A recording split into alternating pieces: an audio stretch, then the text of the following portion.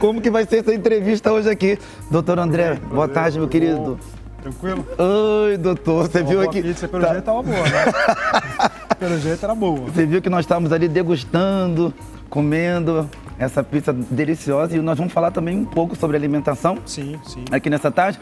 Mas antes disso, eu quero passar para vocês, o espaço está aberto, liberado para todos que estamos assistindo a fazerem perguntas relacionadas à saúde. Tá? Todas as perguntas relacionadas à saúde, que nós estamos aqui com o doutor André, ele é nutrólogo e ele vai responder para vocês aqui ao vivo para todo o Brasil. Telefone de contato dele é 011 2959 2121 e DDD 011 22 81 81 81. Está aberto o espaço aí para vocês ligarem para cá agora, para poder bater esse papo gostoso e tirar suas conclusões. Ô, doutor, o que as pessoas tendem a comer, principalmente quando estão ansiosas? Quase não tem ninguém ansioso, né? Quase que não tem ninguém ansioso. E outra coisa, doutor André, nessa pandemia, as pessoas, se já eram ansiosas, triplicou o grau de ansiedade delas. Triplicou por vários aspectos, né? Primeiro que mudou totalmente o estilo de vida das pessoas, né? A gente costumava, claro que vocês aqui muitas vezes vinham fazer o programa, vocês fizeram muitas vezes até o programa de casa, provavelmente a parte jornalística, a parte da TV mudou muito, mas a vida das pessoas mudou demais.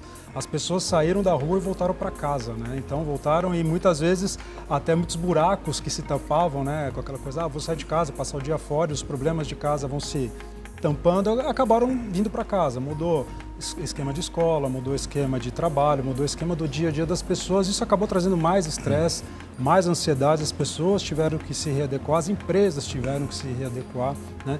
E fora, claro, todo o problema da pandemia, problema de doença, e isso trazia muito medo para a gente, muita ansiedade. E é claro, nesse período, sim, o grau de ansiedade, o grau de depressão, o grau de agressividade, o grau de intolerância das pessoas, nos últimos meses, aumentou muito, né? A gente acabou se tornando, infelizmente, eu achei que a gente ia sair dessa pandemia um pouco melhor, e acabou tornando um pouco mais intolerante, mais ansioso. Então, e essa ansiedade acaba atrapalhando no sono, acaba atrapalhando no estresse. Então, você já dorme mal, você acorda mais cansado.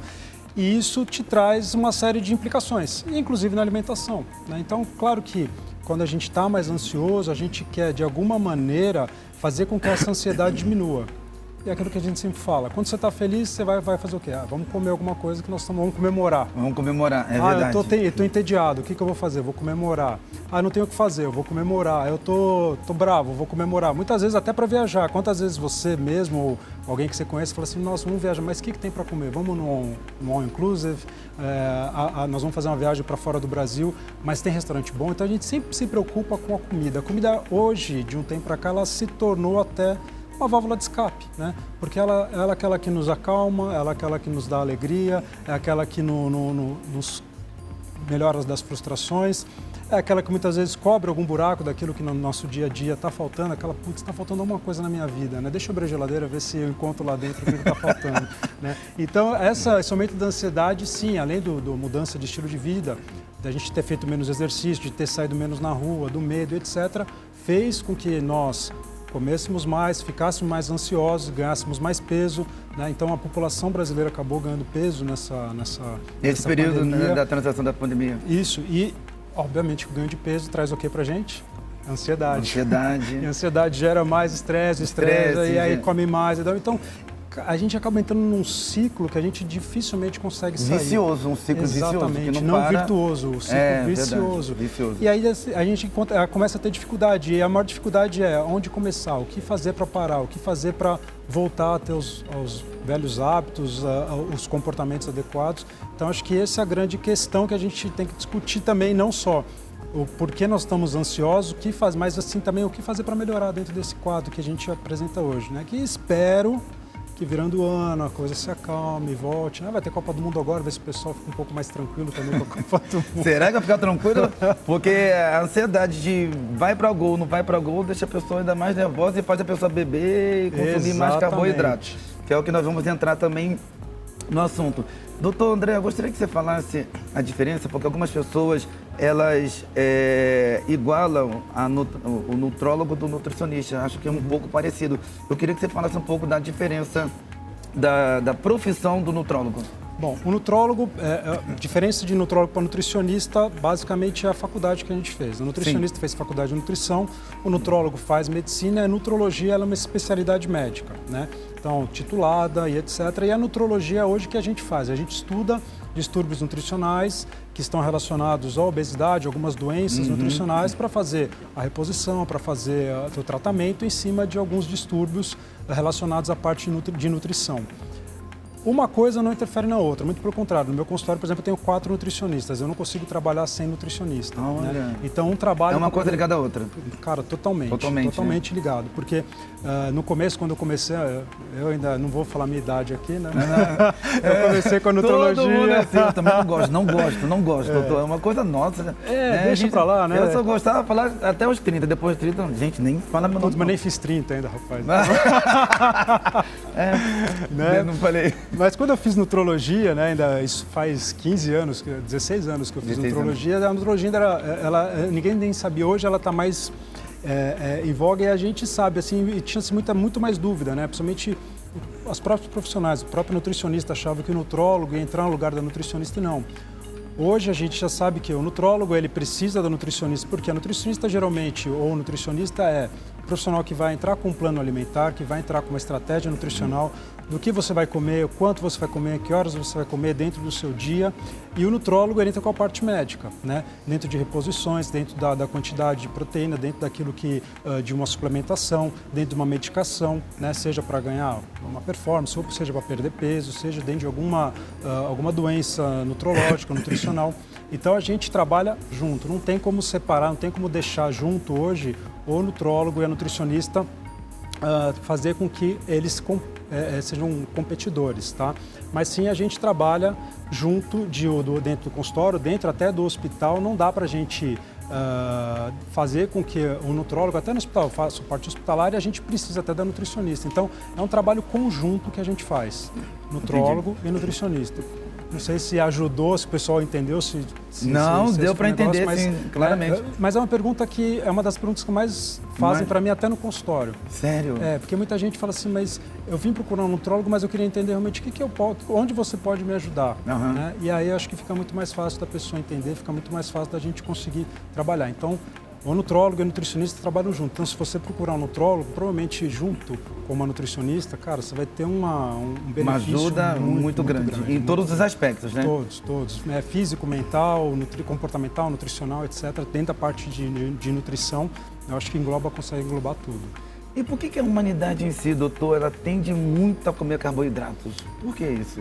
Bom, porque assim, dentro do nosso cérebro existem algumas substâncias que são chamadas de neurotransmissores. Tá? E esses neurotransmissores são carinhas que regulam as nossas emoções. Tem uma série de neurotransmissores, né? Eu vou falar 2 aqui, os principais. Né? Existem, por exemplo, 2 neurotransmissores que é a dopamina e a serotonina. Provavelmente você já ouviu falar de serotonina, né? Que a gente ouve falar que alguns alimentos que são ricos em serotonina. A dopamina e a serotonina são neurotransmissores. A dopamina regula muito a nossa emoção, nossa paixão, aquela coisa de quando você está apaixonado por alguém, né? Então cheio de dopamina. A dopamina ela dá recompensa. Então quando você vai buscar alguma coisa dentro da comida, você busca a recompensa porque você está buscando repor dopamina. Exatamente. Existem substâncias que agem nessa região, por exemplo, a cafeína, o próprio tabaco, o cigarro. As pessoas quando param de fumar acabam ficando mais ansiosas e comendo mais porque tem ação nessa região do nosso cérebro. E a serotonina regula muito o nosso humor. Então, quando tem uma deficiência dessas substâncias no cérebro, a gente busca repor isso de alguma maneira. E para repor essas substâncias, existem outras substâncias que regulam. Entre 2 substâncias que regulam isso no nosso cérebro, uma é a gordura e outra é a insulina. A insulina é aquele hormôniozinho que regula o açúcar no nosso sangue. Entendi. Só um minutinho, doutor André, porque nós temos uma ligação. Tem uma outra pergunta já poder ser feita para você aqui nessa tarde. Opa, já. Tá preparado? Opa, vamos embora. Alô? Alô? Alô?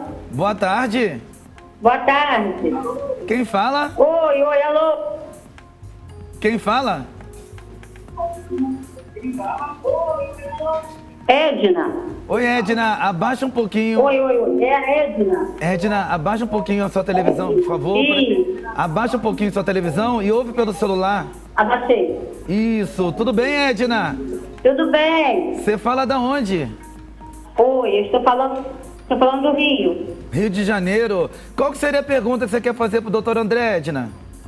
Então, a minha pergunta é em relação a, especificamente, saber o que é o nutrólogo do nutricionista. E vocês acabaram de fazer, você acabou de fazer essa pergunta ao nutrólogo, né? Isso. Porque realmente eu tenho essa dúvida. Mas te ajudou pelo menos a resposta, Edna? Quem você sabe Sim, ajudou sim. Agora, em relação especificamente ao... Na verdade, eu gostaria de estar fazendo uma pergunta, em particular, sobre gordura abdominal. Se você tem alguma dica que possa estar passando.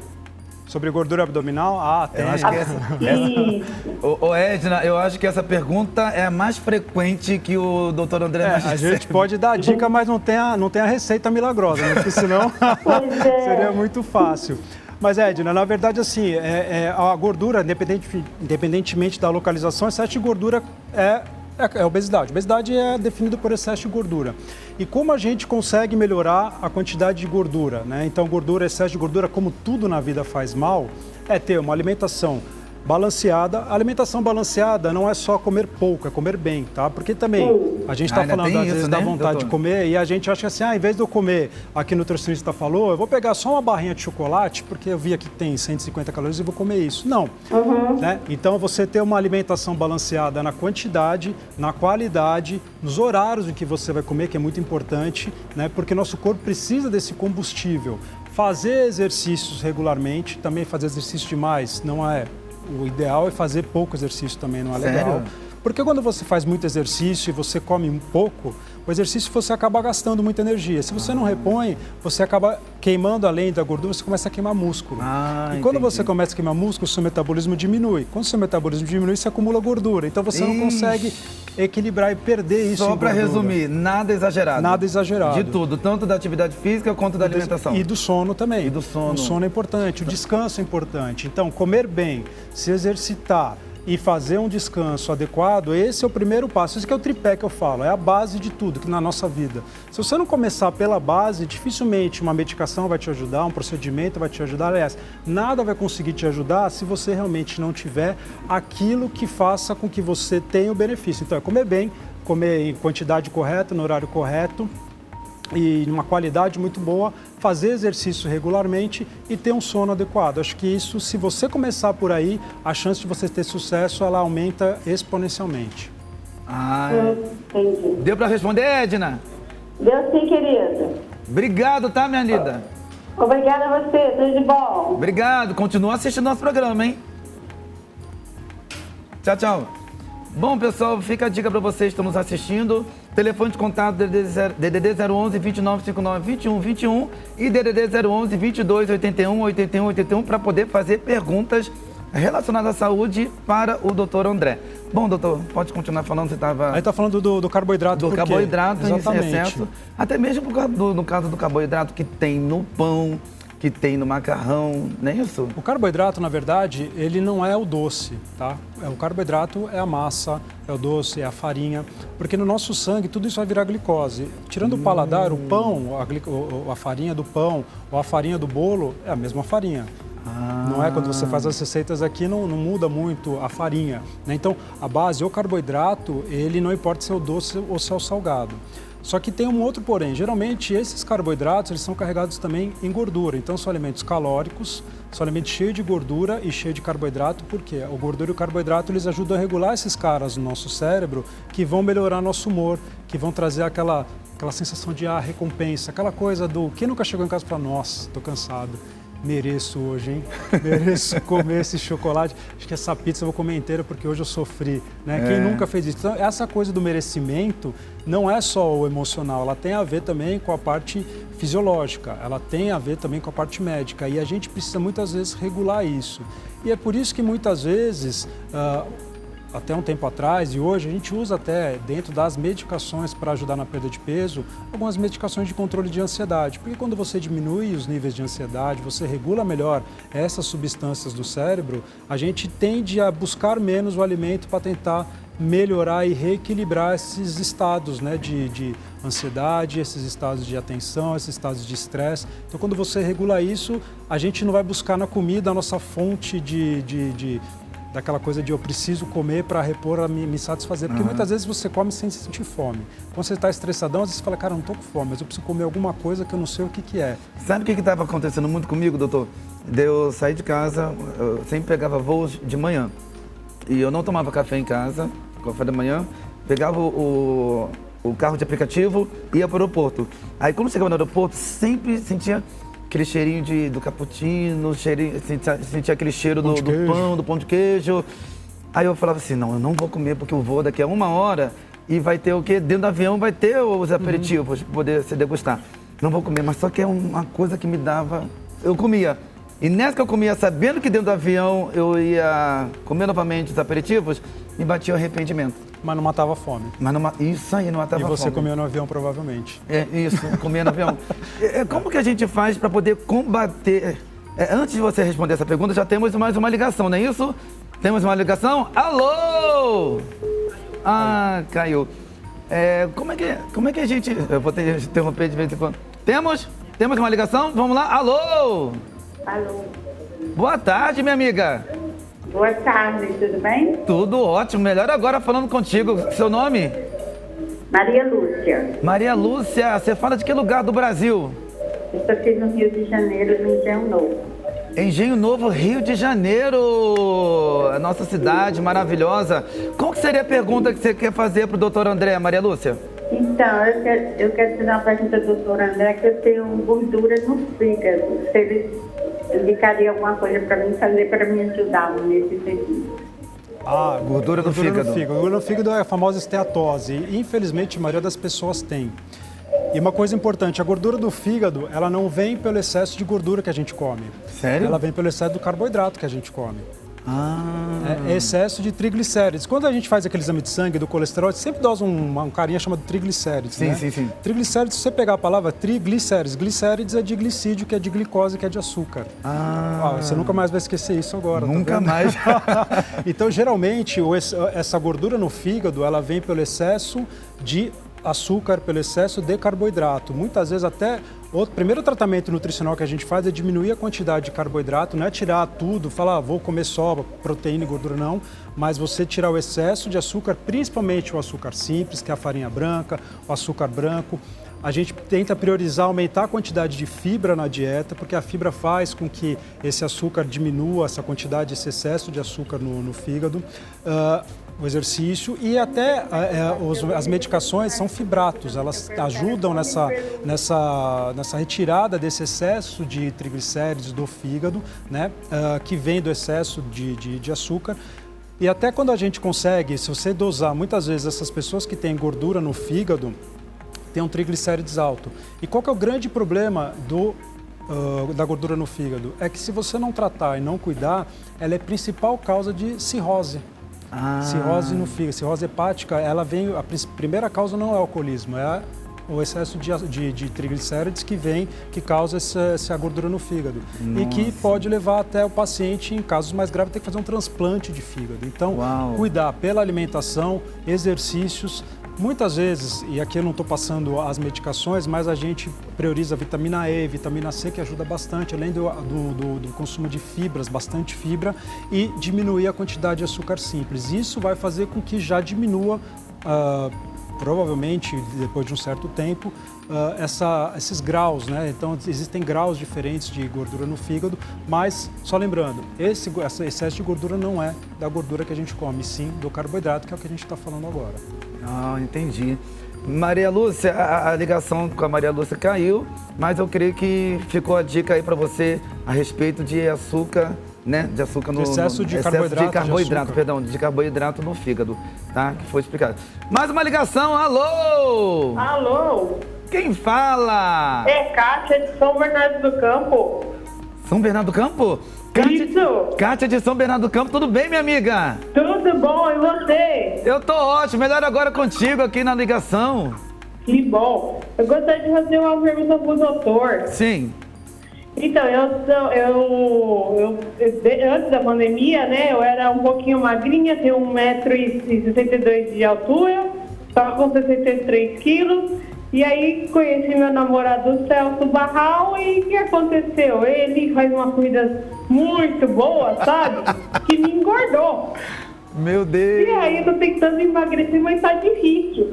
Tá complicado. O doutor falou muito sobre carboidrato, tudo. É gostoso comer, eu sei, mas eu gostaria que o doutor me ajudasse.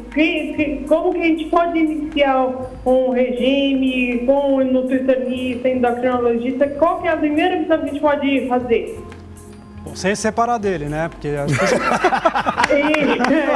porque puxa a orelha do namorado, viu? Faz uma comida muito ruim, sabe? Essa foi boa. Sem separar dele, ele vai te dar a dica, Maria. Mas na verdade, assim, acho que você tem que procurar, se você tiver condições, acho que você procurar primeiro um profissional para você fazer, profissional nutrólogo, que você vai fazer um exame clínico, um exame físico, entender, né? Porque existem alguns fatores que a gente precisa, dentro da consulta, que a gente pergunta, porque não é só o comer, a gente sempre pergunta, você é aquela pessoa que come e não consegue parar de comer, você belisca muito, você come mais à noite? A gente faz uma história para entender o perfil do paciente, para poder já começar a tentar traçar uma estratégia. E aí, junto do nutrólogo, fazer o acompanhamento com a nutricionista. E a nutricionista poder dar as dicas, poder te dar uma receita, poder te dar a quantidade daquilo que você tem que comer, porque a gente erra na quantidade, a gente tende a também errar, né, ou em gramas, a gente sempre, né, burla, ou a gente acha que a gente sempre subestima aquilo que a gente está comendo. Se eu colocasse um prato de comida aqui na frente e falar quantas calorias você acha que tem, a gente tende a falar, às vezes, até menos da metade do que tem. A gente não tem muita noção daquilo que a gente come. Então, o nutricionista consegue nos dar uma real noção daquilo que você tem que comer para você perder peso. Então, através daí, a gente faz exames que a gente consegue estimar o quanto você gasta de calorias, de energia por dia. A partir daí, a gente faz uma dieta, né? A nutricionista consegue fazer um plano alimentar diminuindo menos daquilo que você gasta, para que você consiga ter uma perda de peso, né? Um emagrecimento saudável, sem perder massa magra, sem perder massa óssea, sem desnutrir, que às vezes essas dietas que a gente faz maluca da cabeça, a gente perde peso, mas acaba perdendo muito músculo, acaba ficando às vezes até doente, que não é legal. Então, fazer o acompanhamento com o nutrólogo, junto de uma nutricionista, fazendo os exames e um bom acompanhamento clínico, acho que é o primeiro passo, né? E aí você não precisa separar do seu namorado, que faz a comida boa também. É isso aí. Respondido, Kátia! Obrigada, respondido. Muito obrigada. Uma boa tarde para você. Ótimo programa. Tchau, tchau. Nós que agradecemos. Obrigado, Kátia. Mais uma ligação. Alô! Tchau, tchau. Nós que agradecemos. Obrigado, Kátia. Mais uma ligação. Alô! Alô? Abaixa a televisão para mim, por favor, meu amigo, para a gente poder conversar, e fala comigo pelo celular. Abaixa a televisão para mim, por favor, meu amigo, para a gente poder conversar. Alô? Boa tarde. Boa tarde, meu amigo. Abaixa só um pouquinho a sua televisão. Abaixa a sua televisão um pouquinho, por favor. Boa tarde. Você fala da onde?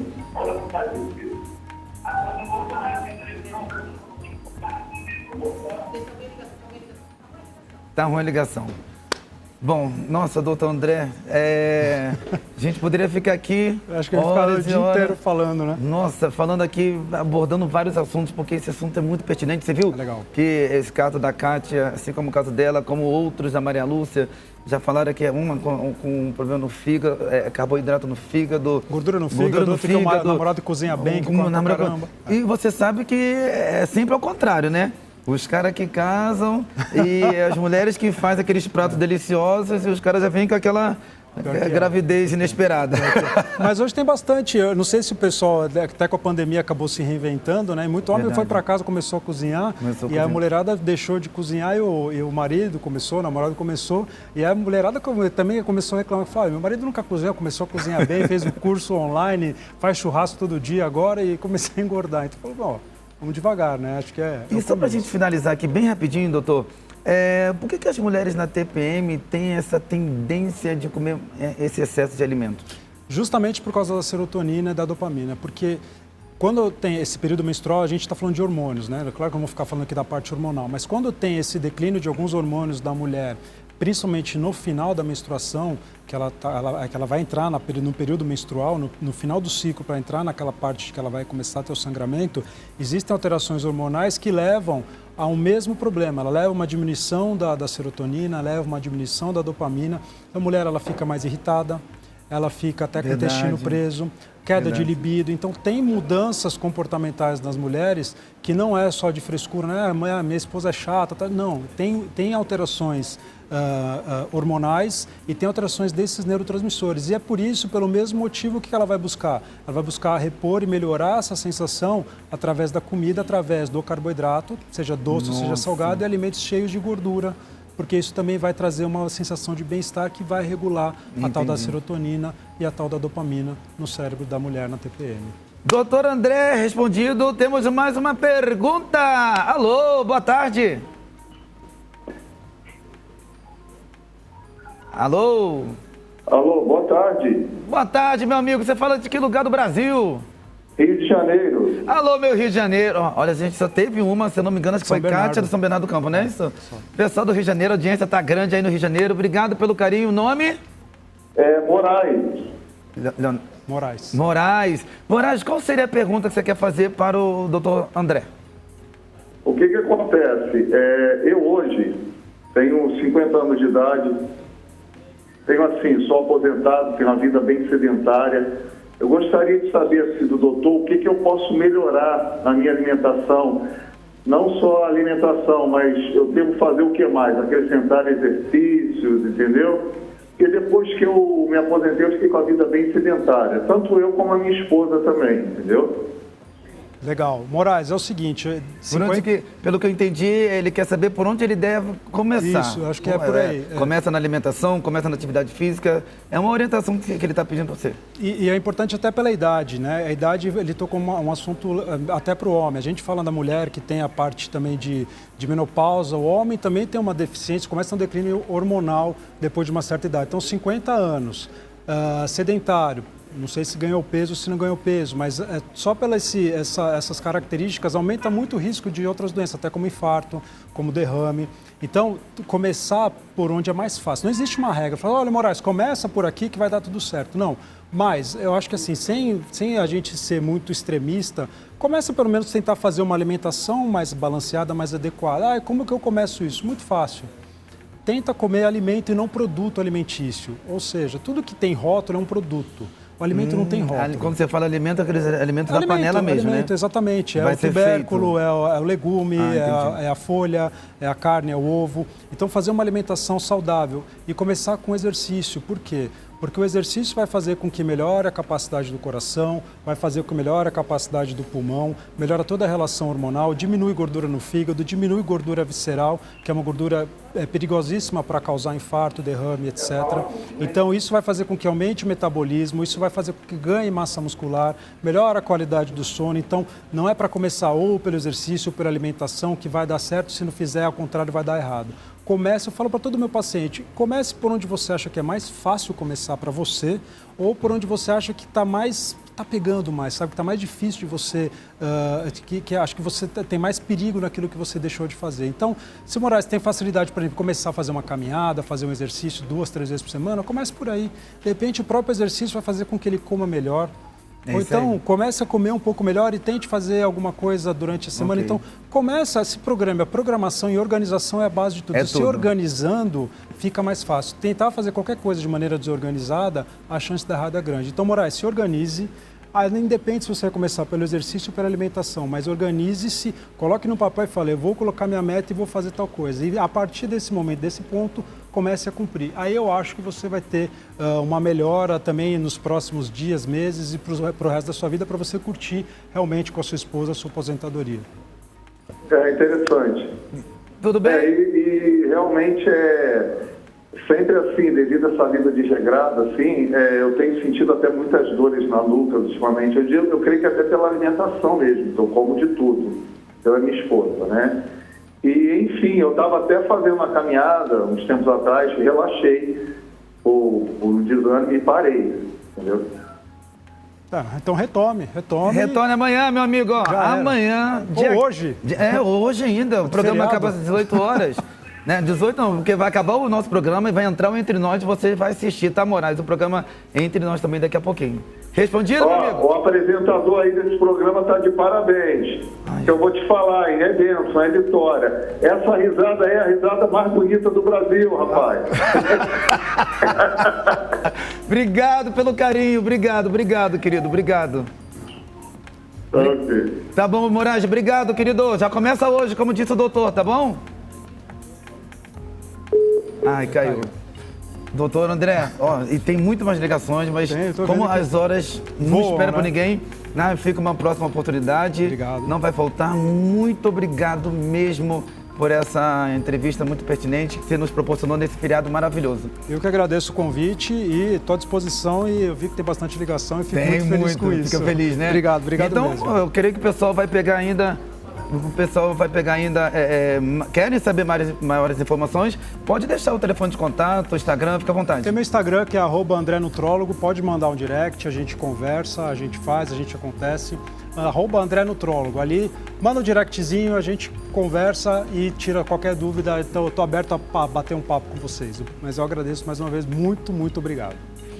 Nós que agradecemos. Obrigado, André. Obrigado, doutor. Bom, pessoal, o programa não terminou, não. Temos muito mais ainda. Temos uma pauta sobre maquiagem. Temos uma pauta ainda com uma empreendedora que vai falar hoje aqui, dá todas as dicas de empreendedorismo. E também temos a culinária doce. É tudo daqui a pouquinho. Não mude de canal, não. Permaneça aqui conosco.